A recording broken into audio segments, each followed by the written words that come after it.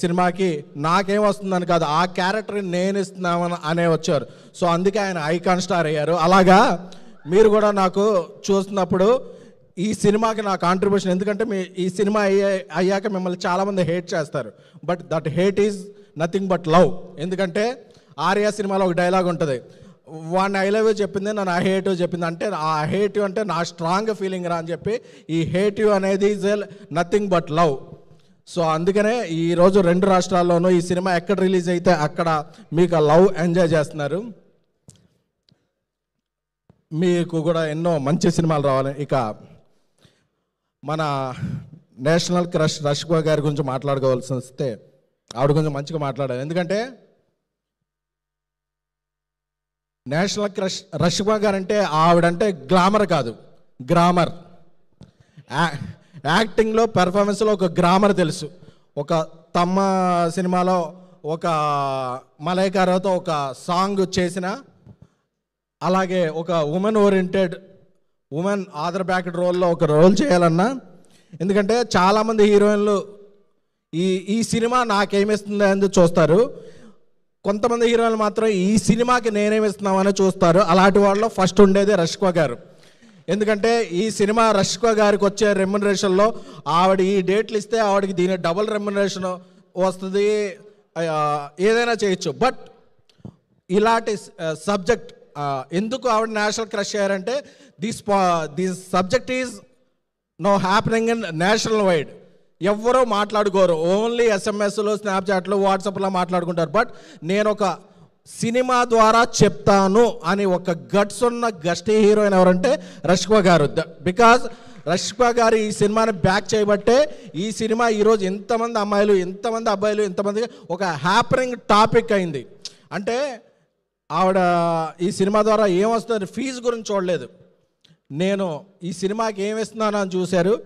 అక్కడెక్కడో షూటింగ్లో ఉన్నా సరే, అరే ఏమవుతుంది అని వీడియో కాల్ చేసి ఒక థియేటర్కి వెళ్ళి, ఎంతమంది హీరోయిన్లు ఉంటారు, ఎందుకంటే సినిమా అయిపోయిన తర్వాత ఎమోషన్ అయిపోద్ది కానీ ప్రమోషన్ ఎవరు పట్టించుకోరు. బట్ ప్రమోషన్ కూడా ఆవిడ ఎమోషన్గా ఫీల్ అయ్యి నిన్న విమల్ థియేటర్కి వెళ్ళి కూడా ఆవిడ వందల సెల్ఫీలు ఇచ్చి, ఎందుకంటే మనం ఎవరైనా హీరోయిన్ పక్కన వెళ్తే పక్కన బౌన్సర్లు తోసేస్తారు, బౌన్సర్లను ఆవిడ తోసే కూడా 200 సెల్ఫీలు ఇచ్చారంటే అది నేషనల్ క్రష్ అంటే. ఎందుకంటే ఆవిడకి అంత ఇష్టం. ఒక చిన్న పిల్ల వస్తుంది, వద్దు తొయ్యండి అని ఎవరన్నా తోస్తుంటే ఆవిడ బాధపడిపోతున్నారు, ఎవరన్నా బౌన్సర్ ఒకటి తోస్తుంటే వద్దు అంటే షీఈ్ క్యూట్. అంటే ఆఫ్ స్క్రీనో ఆన్ స్క్రీనో ఏ స్క్రీన్ అయినా సరే రష్మిక గారు ఇస్ ద రియాలిటీ. ఆవిడకి అక్కడ నటించడం తెలియదు, షీ విల్ జీవిస్తారంటారు కదా, అలాంటి క్యారెక్టర్ ఎవరు ఉన్నారంటే రష్మిక గారే. అందుకనే రష్మిక గారికి పుష్ప 2 లాంటి, యానిమల్ లాంటి, గర్ల్ ఫ్రెండ్ లాంటి ఏ సినిమాకైనా, అంటే ఒక సూపర్ ఉమెన్ క్యారెక్టర్ అయినా సరే ఇంకా ఆవిడ నెక్స్ట్ మార్వెల్ సిరీస్ అలాంటి చేసి ఆ స్టేజ్కి వెళ్ళిపోవాలని కోరుకున్నా. ఎందుకంటే she deserve all the best. అంటే అంత మంచి ఆవిడ మంచితనమే ఆవిడకి ప్రపంచాన్ని అంతటినీ తీసుకొచ్చి చేతిలో పెట్టుద్ది. రష్మిక గారు, వీ లవ్ యూ.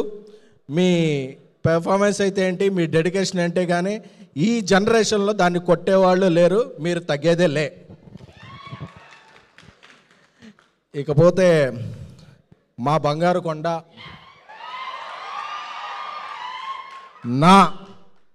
ఎందుకంటే ఎస్కేఎన్ అనేవాడు బేబీ తర్వాత కల్ట్ ప్రొడ్యూసర్ ఏదో చెప్తారు, కానీ ఎస్కేఎన్ అనేవాడు ఈ స్టేజ్ మీద ఉండటానికి కారణం ఎవరు అంటే ఒక ప్రొడ్యూసర్గా అది ఒక్క గౌరవనీయులు విజయ్ దేవరకొండ గారు మాత్రమే.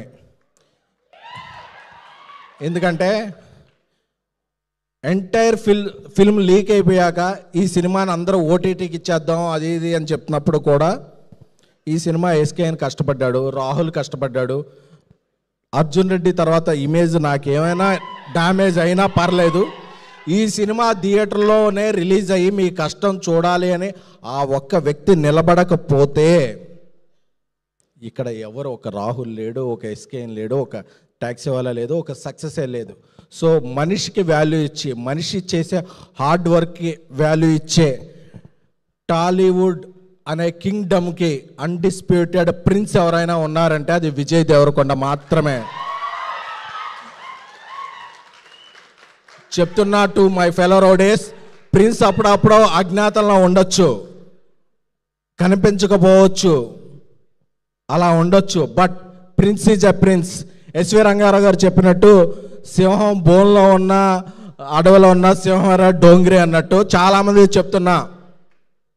అప్పుడప్పుడు ఆయన మీద ఏదో సెటర్లు వేసి ఇది చేసి చేసే వాళ్ళకి చెప్తున్నారు.